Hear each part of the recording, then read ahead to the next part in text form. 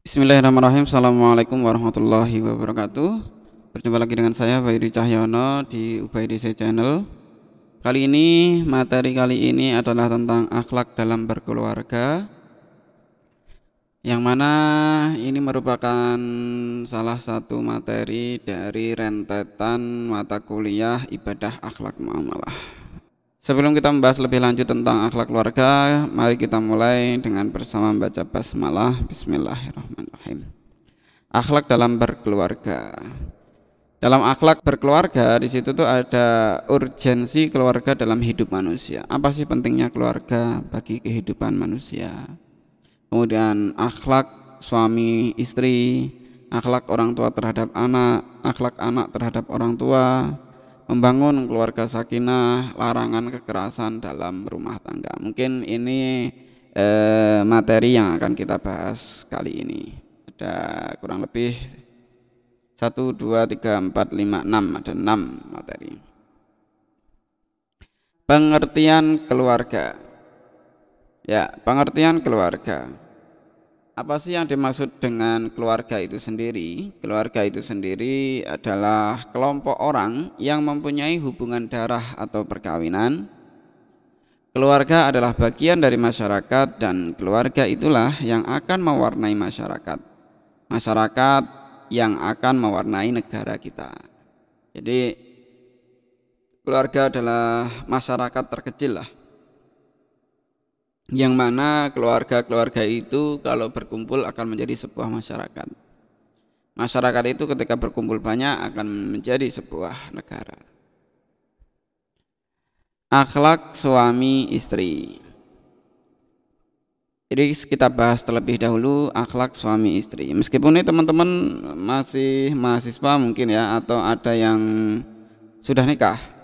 Nah, kita harus mengerti nih, ini kita pelajari gunanya untuk persiapan kita calon-calon suami dan calon-calon istri. Ada hak bersama, ada kewajiban suami kepada istri, ada kewajiban istri kepada suami. Kita bahas satu-satu tentang hak bersama terlebih dahulu. Kita bilang hak bersama berarti ini merupakan hak setiap suami dan istri. Dua-duanya punya hak di situ. Yang pertama adalah hak tamatuk bersama. Apa artinya tamatuk?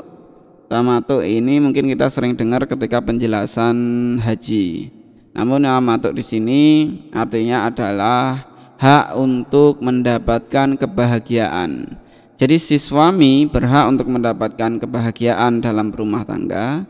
Si istri pun juga berhak mendapatkan kebahagiaan dalam rumah tangga. Dan hak ini harus diberikan. Jika hak kebahagiaannya suami itu ada di istri, maka istri harus memberikan. Kalau hak kebahagiaannya si istri itu ada pada suami, maka suami harus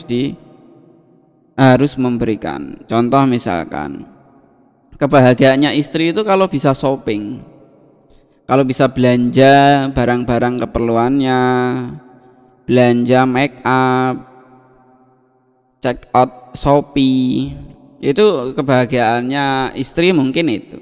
Nah, kebahagiaan istri ini harus dipenuhi oleh suaminya. Dengan cara apa? Ya penuhi kebutuhannya.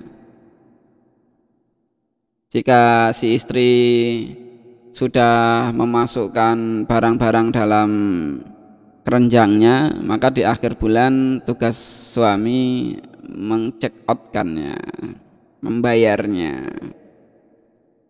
Sehingga itu membahagiakan si istri. Nah, bahagianya suami apa? Bahagianya suami ya ketika capek kerja, di rumah makanan sudah tersedia. Ibaratnya rumah sudah bersih, capek ada yang menghibur, ada yang menenangkan ketika dia lagi stres, banyak pikiran dan sebagainya. Mungkin itu yang bisa diberikan oleh seorang istri. Nah, kemudian ada hak saling mewarisi. Ketika salah satu meninggal, maka yang hidup berhak untuk diwarisi. Ketika suami meninggal, maka si istri berhak mendapat warisan. Ataupun sebaliknya, ketika si istri meninggal, maka suami berhak mendapatkan warisan. Kemudian hak nasab anak. Keduanya punya hak terhadap anaknya. Anak ini keturunannya siapa, nasabnya siapa. Oh, si fulan dengan fulanah itu punya hak mereka. Tidak boleh ini kemudian diputus atau dihapus, nggak bisa. Kemudian ada kewajiban suami kepada istri, yang pertama mahar. Ini tentunya teman-teman yang putra sudah paham. Mahar ini menjadi kewajiban seorang suami yang diberikan kepada istri. Kemudian ada nafkah, seperti yang sudah dijelaskan tadi di awal, dipenuhi nafkah kebutuhan daripada istri, kebutuhan skincare, kebutuhan hair care, kebutuhan nail care, dan care-care yang lain dipenuhi. Pakaian, sandang, papan, pangan, kuota dicukupi semuanya. Karena sekarang udah tambah kan kebutuhannya itu, bukan cuma sandang, papan, pangan, tapi juga tambah dengan kuota, paketan. Kalau ada sandang, papan, pangan, nggak ada kuota juga susah, gitu kan. Kemudian ada ihsan asyarah, artinya adalah menggauli istri dengan baik. Menggauli itu seperti apa? Teman-teman ini biasanya anak muda kalau ada kata-kata menggauli itu pikirannya udah kemana-mana ini. Yang dimaksud menggauli ini adalah bermuamalah, bergaul dengan istri dengan baik. Artinya misalkan tidak menggunakan kata-kata kasar. Jika marah kemudian kita tidak cepat-cepat dengan menggunakan kekerasan. Semuanya dibicarakan dengan baik-baik. Dipanggil dengan panggilan yang menyenangkan, sebagaimana contoh Nabi memanggil Aisyah, ya Khumairah, hei yang pipimu kemerah-merahan karena itu, karena itu, karena blush on misalkan, itu dipujilah, dipuji pasangannya, dipuji istrinya dengan baik. Jangan menggunakan kata-kata kasar. Istrinya gemuk kemudian, hei gendut, gendut.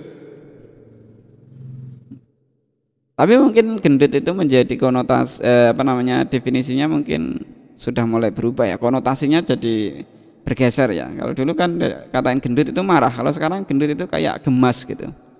Endutku, endutku gitu kan. Ya, jadi pada dasarnya adalah menggauli dengan baik. Ya, si istri juga sebagaimana kita ketahui, wanita itu adalah wanita yang lemah lembut, maka jangan dikasari. Sayang, bikinkan ayah kopi misalkan kayak gitu. Tapi juga jangan asal perintah juga. Lihat kondisi istri itu sudah capek di rumah dengan banyaknya pekerjaan. Bahkan ada istri yang bekerja sudah capek mengurusi pekerjaan sampai rumah harus ngurusi suaminya, maka kita harus saling pengertian di situ. Kemudian membimbing dan mendidik keagamaan istri. Ini kewajiban sebagai seorang suami, harus terus membimbing. Istrinya belum lulus tes baca Quran, ya dibimbing, dididik. Istrinya belum benar sholatnya, dibimbing, dididik, diajari, diarahkan, dinasehati. Istrinya habis kumpulan RT atau kumpulan arisan kemudian mampir ke tangganya terus bergibah ria dengan gengnya, ya kita sebagai seorang suami harus mendidiknya, harus menasehatinya. Sayang, pulang yuk, jangan gibah, nggak baik. Nah, ini adalah salah satu bentuk daripada kewajiban seorang suami kepada istri, yakni membimbing dan mendidik keagamaan istri. Sebagai seorang istri juga jangan marah kalau dibimbing dan dididik, jangan gengsi, jangan malu, itu suaminya. Kewajiban istri kepada suami, yang pertama ada patuh kepada suami, yang kedua ada ihsan as-sarah. Sama, istri kewajibannya ya patuh suaminya. Misalkan nih istrinya pengen kerja, kemudian sama suaminya kok suaminya itu nggak setuju kalau istrinya kerja. Kamu jangan kerja, udah di rumah saja, pokoknya kebutuhan kamu apa tak kasih. Ini uang 10 juta untuk satu bulan, cukup? Kurang? tak tambahi nanti, yang kamu nggak usah kerja, di rumah saja. Nah ini kalau suami sudah bilang di rumah saja, ya maka si istri harus patuh. Gitu. Meskipun keinginan untuk bekerja ada, tapi sebagai seorang istri harus patuh dengan apa yang disampaikan oleh suaminya.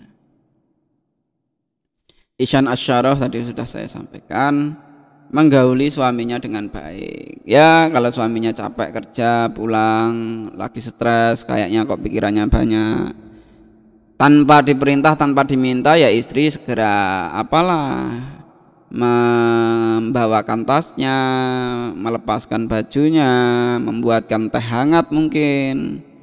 Kemudian ditanya, sayang mau mandi air hangat?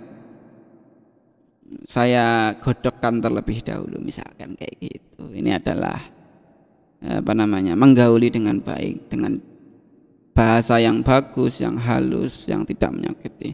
Bukan berarti suami udah lembur, pulangnya agak malam, di kantor banyak kerjaan, sampai rumah suami kemana aja jam segini baru pulang, misalkan kayak gitu. Nah, itu juga enggak baik. Ada status anak bagi orang tua. Yang pertama, anak adalah sebagai amanah, anak sebagai curahan kasih sayang orang tua. Anak adalah investasi dunia akhirat, anak menjadi tanggung jawab orang tua. Nah, ini status anak. Kita sebagai anak, mahasiswa, teman-teman semuanya, sebagai anak. Anak ini adalah amanah. Kalian itu adalah amanah. Amanah yang dititipkan oleh Allah kepada orang tua kalian. Sama kelak nanti kalau kalian jadi orang tua, kalian punya anak, anak kalian itu adalah amanah, titipannya Allah yang harus kalian didik dengan baik, yang harus kalian pelihara dengan baik. Anak sebagai curahan kasih sayang, tentu ini ya, karena orang tua pasti sayang pada anaknya. Tidak ada ceritanya orang tua yang tidak sayang kepada anaknya. Cuman cara dalam menyampaikan kasih sayangnya itu mungkin berbeda-beda. Anak adalah investasi dunia akhirat. Anak menjadi investasi dunia akhirat artinya anak inilah celengan. Nanti ketika orang tua sudah meninggal, salah satu doa yang masih atau pahala yang akan terus mengalir adalah doa dari anak yang soleh atau solehah. Maka punya anak yang soleh atau solehah itu adalah investasi baik di dunia baik di akhirat. Di dunia maksudnya bagaimana? Ya nanti ketika si orang tua ini sudah sepuh, sudah tua, sudah tidak sanggup untuk bekerja, bahkan tidak sanggup untuk memasak untuk keperluan makanannya sendiri, bahkan kemana-mana harus dituntun, maka anaklah yang berperan di situ. Kemudian anak sebagai tanggung jawab orang tua. Anaknya nakal, anaknya mengingkari agama, itu adalah tanggung jawab daripada orang tua. Maka kita sebagai anak jangan pernah berani-berani melawan orang tua. 4 tipologi anak.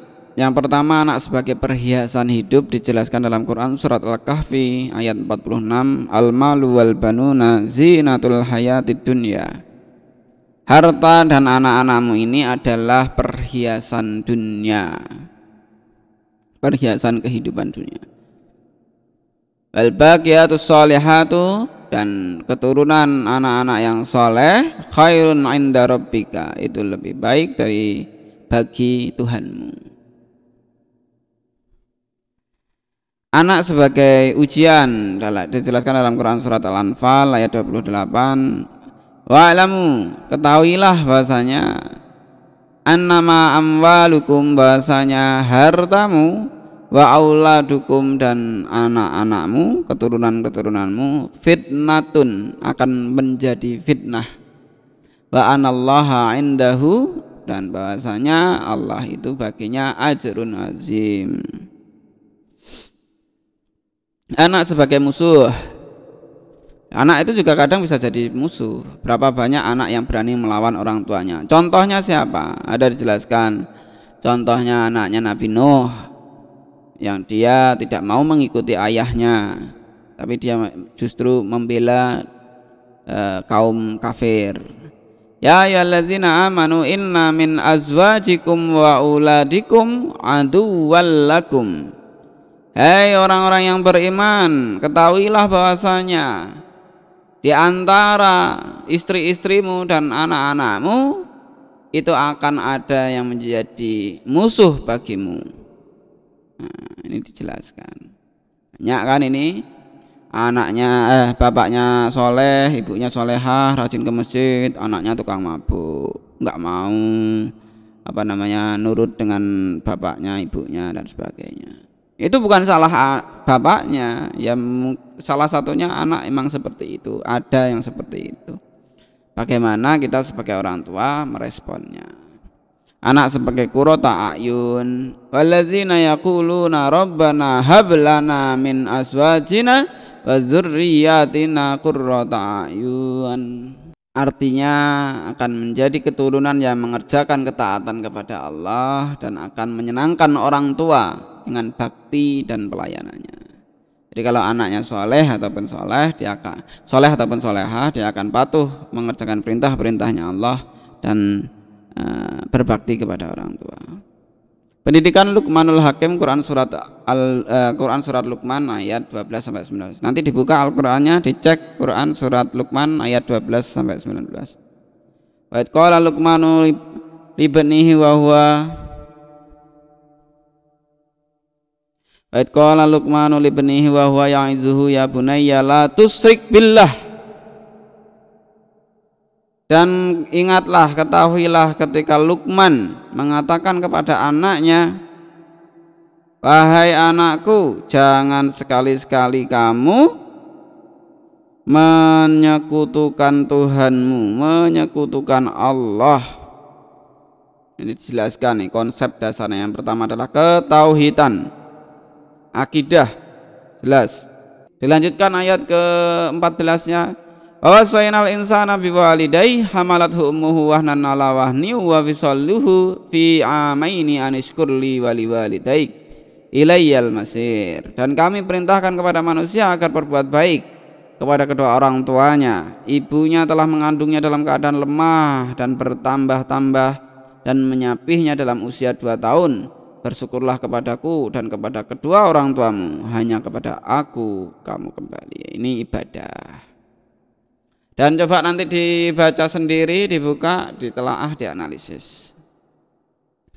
Akhlak anak terhadap orang tua. Dalam Islam, akhlak terhadap orang tua disebut dengan birrul walidaini. Birrul walidaini merupakan salah satu amalan yang paling disukai oleh Allah. Hadis Rasulullah sallallahu alaihi wasallam. Qala sa'altu Rasulullah sallallahu alaihi wasallam ayyu amalin ahabbu ila Allah ta'ala. Qala as-salatu ala waqtiha.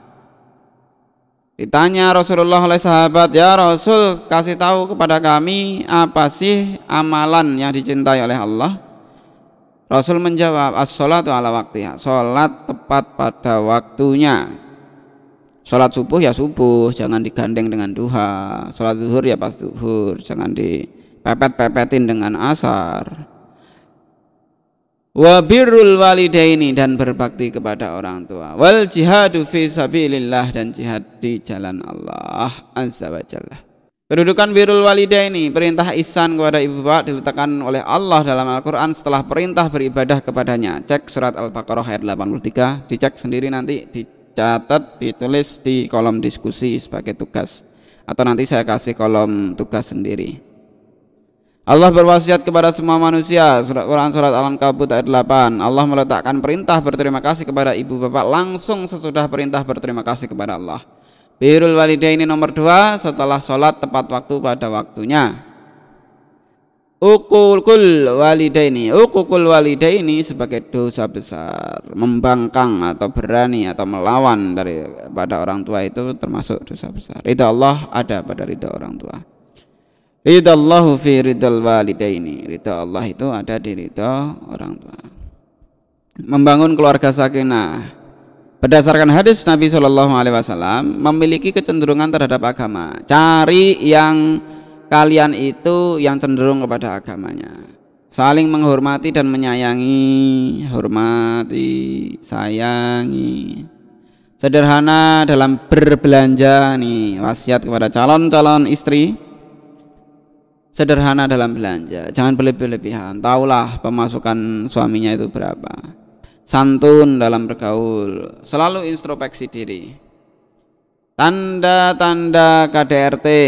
Nah, ini nggak boleh nih dalam kehidupan berumah tangga, nggak boleh ada KDRT. Yang pertama, terburu-buru mengambil keputusan, panik, mudah panik, cemburu yang berlebihan. Wah, mentang-mentang pasangannya ganteng, pasangannya cantik, terus kemudian cemburu membabi buta, nggak boleh. Selalu ingin mengendalikan, ingin dominan, ingin berkuasa, ingin menguasai suaminya atau suami ingin menguasai istrinya, nggak mau mendengarkan pendapat suaminya atau pendapat istrinya, itu nggak boleh kayak gitu. Keras terhadap orang lain, kekerasan fisik, sedikit-dikit main tangan, sedikit-dikit ya main fisik lah, itu nggak boleh. Kekerasan emosional, bentak-bentak, kekerasan verbal, kekerasan realistik. Akibat kekerasan rumah tangga, yang pertama tidak pernah tenang, yang kedua trauma, yang ketiga rasa sakit, sakit hati, sakit fisik, kemudian ada rasa ketakutan. Efeknya kepada siapa? Bukan hanya pada pasangan, tetapi juga pada anaknya. Rumah adalah tempat bertemunya jiwa-jiwa yang lelah untuk mengambil energi dan mengisi bekal. Rumah adalah tempat ketenangan. Maka ada istilah baiti jannati, rumahku adalah surgaku. Maka sekarang teman-teman coba introspeksi diri lagi, apakah rumah kita itu sudah menjadi surga bagi kita atau rumah kita justru jadi neraka bagi kita. Kayak gitu. Jadi kalau ada anak yang nggak betah di rumah, nah, itu bisa menjadi evaluasi. Kenapa? Apakah rumah ini serasa menjadi neraka bagi anaknya? Ada suami kok nggak betah di rumah, gitu. Ditanyakan kenapa ini? Apakah rumah ini sudah tidak menjadi surga lagi bagi suaminya, bagi istrinya, bagi anaknya? Seperti itu materi kita pada kesempatan kali ini, mudah-mudahan bermanfaat. Jika ada pertanyaan silahkan ditulis di kolom komentar. Jangan lupa absen nama, NIM, prodinya. Kita lanjutkan diskusinya di on class. Tetap belajar, tetap semangat. Salam untuk keluarga, mudah-mudahan semuanya dalam keadaan sehat. Assalamualaikum warahmatullahi wabarakatuh.